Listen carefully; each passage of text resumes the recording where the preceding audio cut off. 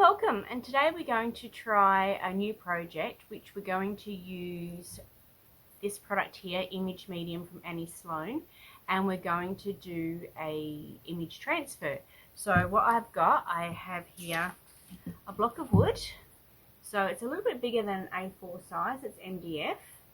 Okay, so we've got that, and I have an image that I have printed off the printer, and that's the one that's going to be going onto the block of wood. Now you need to print your picture reverse, so this one actually looks like it's showing correctly, so maybe I need to go to this one. So you need to have your image reversed onto the printout, and then you can put it onto your wood. So we'll start, shall we? So first I need to paint my board, and I will do that using my own homemade paint using Matted and Tatted, and we'll get started, shall we?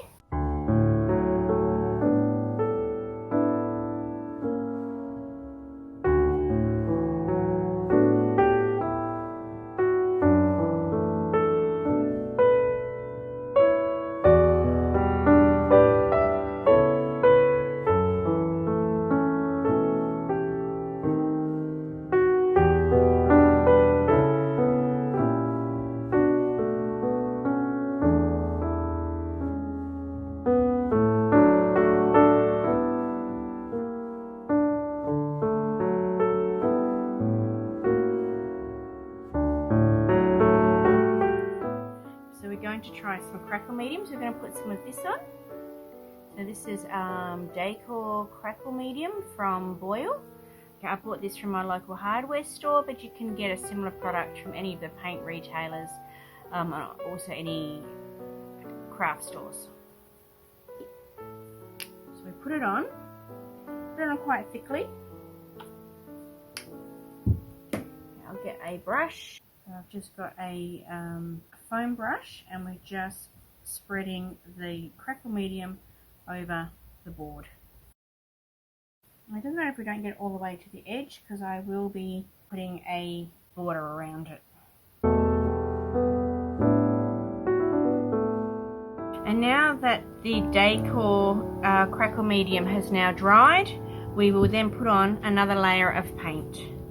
So this again is just homemade chalk paint that I've made. We've got to put it on quite thick because we want it to crack.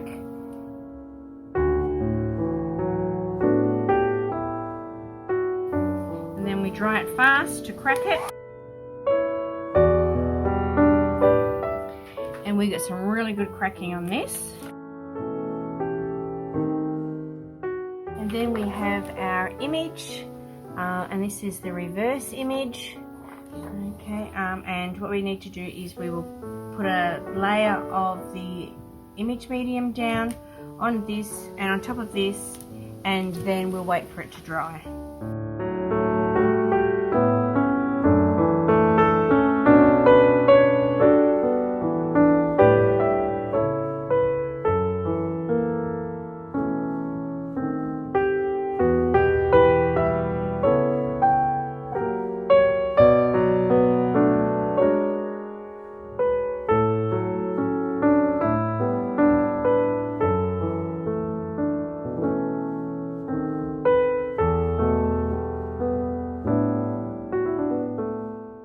Bring the wood down, and we put the wet paper over the top.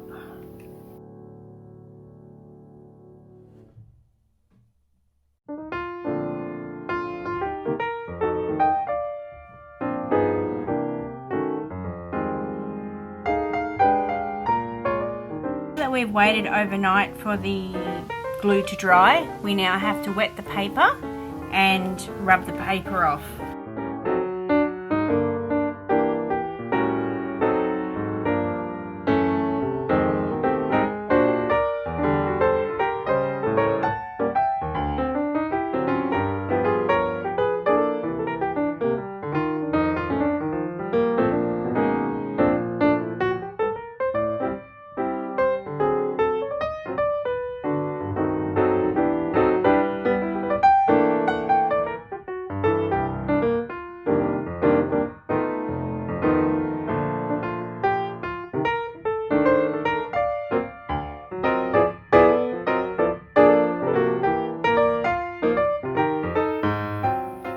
So now that this is completely dry and all of the little balls of paper have come off, we now need to seal it, as we're going to do an aging technique over it, and we don't want to make the little bit of paper and then the ink that's on there run. So we're going to use this. And now we're going to make some molds for the border of the picture. So I've just got some silicone molds here from Redesign with Prima, and I'm going to use IOD air dry clay.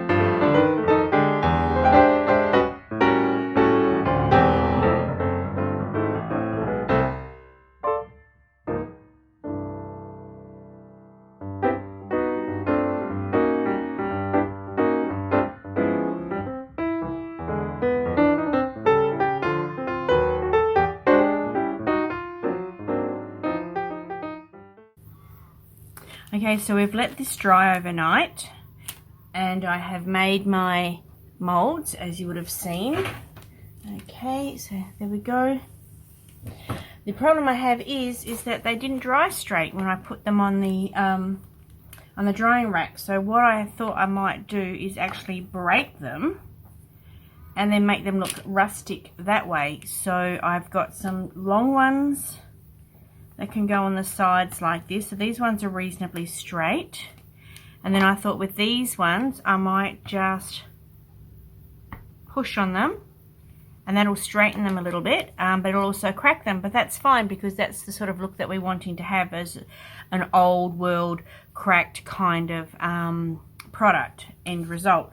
So we've got these, and I just need to get these and just line them up and glue them on. So this one here, if I just push down on it a little bit, just try and straighten it up, then it's got cracks in it, but that's fine because I'm happy with that. Okay, so that looks like it'll be straight across there. This one can be straight across here. If that cracks, don't care, that's good, gives it a little bit of extra character and design. So now we're going to glue them on. I'm using this glue here, but you can use any white glue or a super glue or any sort of wood glue. I'm just going to paint this on.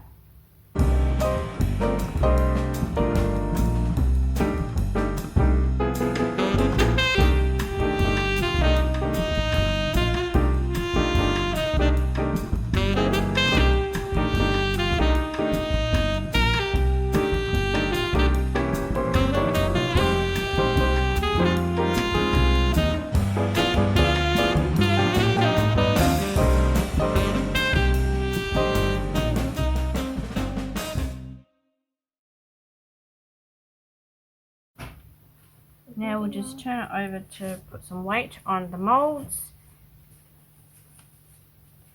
Okay, and snap these little bits off.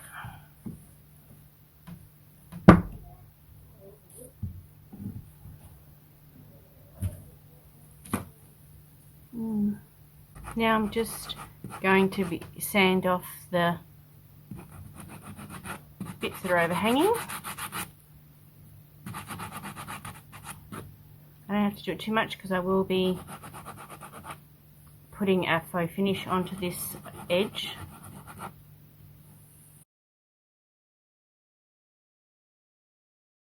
So we've glued our mouldings down and we've let them dry overnight. They have stayed on, so that's a good thing. I was thinking about actually pulling them off and redoing them, but I'm thinking I might just leave them on and fix them up. Okay, alright, so we've got this here. Now we need to paint the moldings. So I've got some paint here. Give it a bit of a shake. This is just paint that I have made. Okay, so there we go. So this is a chalk based paint that I've made, and the paint is just made just by using an ordinary pot of paint, like a sample pot. Okay, that's black, but just a sample pot from the hardware store, and then I've just added some matted and tattered paint additive powder to the paint, so that turns it into a chalk style paint. And it also turns it into a texture paint, which we're going to do shortly. Okay, so I've got this here. So this is pre-mixed already. I'll just get a brush. So I'm just going to be painting the moldings. They're already white, but I just want to paint them and get the chalk paint onto them. So I was thinking perhaps maybe I should have painted them before I put them on, but it's alright.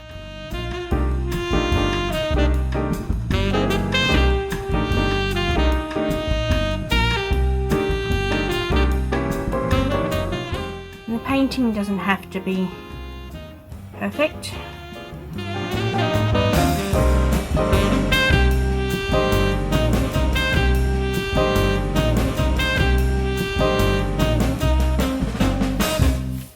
So now that this is dried, we're going to be adding some texture to the sides of the frame. So I'm just going to be using the paint that I've already got here, and I'll be thickening it up with some matted and tattered. Okay, so this is a large container I've got here, and all we're doing is adding the powder to the paint, and then we're trying to make it nice and thick. So it's roughly a 1:1 ratio of the chalk paint to the matted and tattered, and then we give it a stir, and then we just make sure that it's going to be thick enough for us. If it's going to be too thick, we can add a little bit more paint, and if it's not thick enough, we can add some more powder to it. So that looks like it's going to be fine.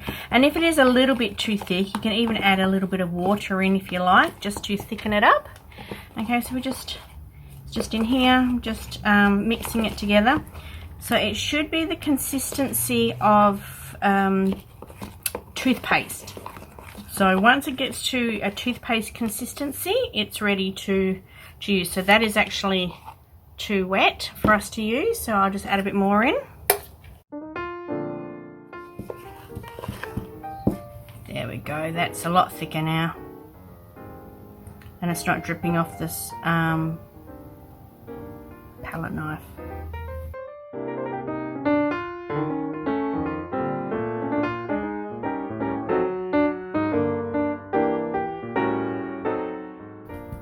And you just dip the brush into the paint and you do a dabbing motion.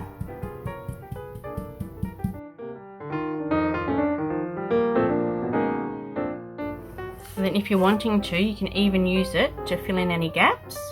So we can do a little bit of filling while we're here.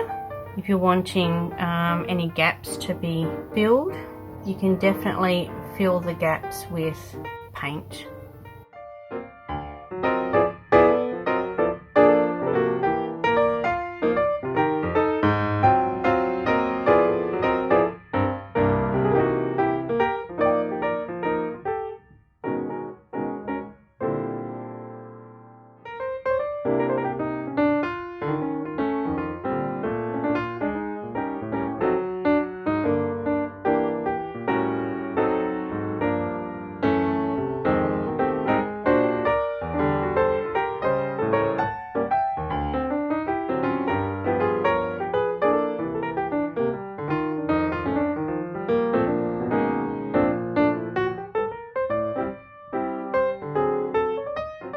So once we've let everything dry, we now need to give it another spray.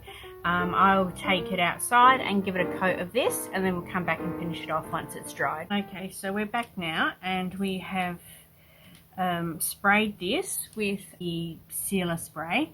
And one of the reasons for doing that is because we're about to put a bit of a glaze over the top, and the sealer spray will actually stop the glaze from reactivating the paint, so it adds like a bit of a waterproof barrier. We do want it to sink in a little bit, but not too much. We also don't want it to activate the paint, and we don't want it to bring this up. So all I've got here is a mixture of paint. I just mixed some brown and some black together. Okay, and it's just ordinary sample pot paint. There's no matted or tatted or anything in it. Just trying to keep things simple. I've watered it down a fair bit, so like it's very, very, very watery. And we're going to start. We just paint it on.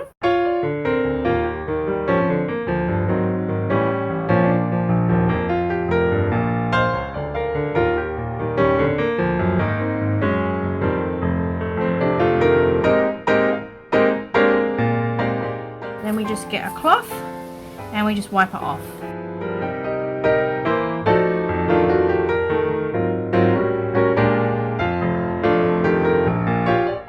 And we just keep wiping until we're happy with how it's looking. Okay, so now we just need to put a little bit more on the sides here on the moldings. And if it pools in the bottom, then that's fine, because then that just adds to the look and that it has been old and it's had dirt stuck in it. So we're trying to go for a look where it looks like it's, you know, just come out of a chateau somewhere, or been found in a barn. I do like to use foam brushes because you can dab it and it can get into the little bits, and because it's the sponge, it will actually drop off the paint and essentially squeeze it out.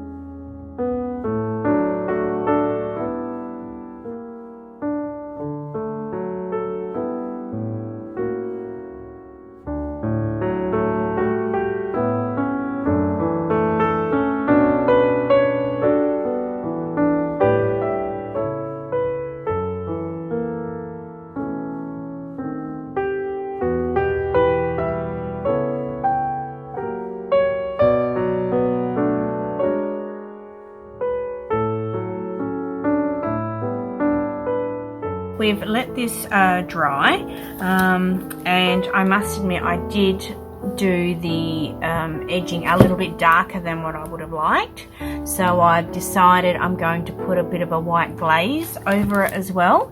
I found an old can of white glaze, so I'm going to be using that. Okay, so it's just a matter of, and I've given it a really good shake, and unfortunately I've made it a little bit bubbly, but should be okay. So, and it's just a matter of dabbing it on.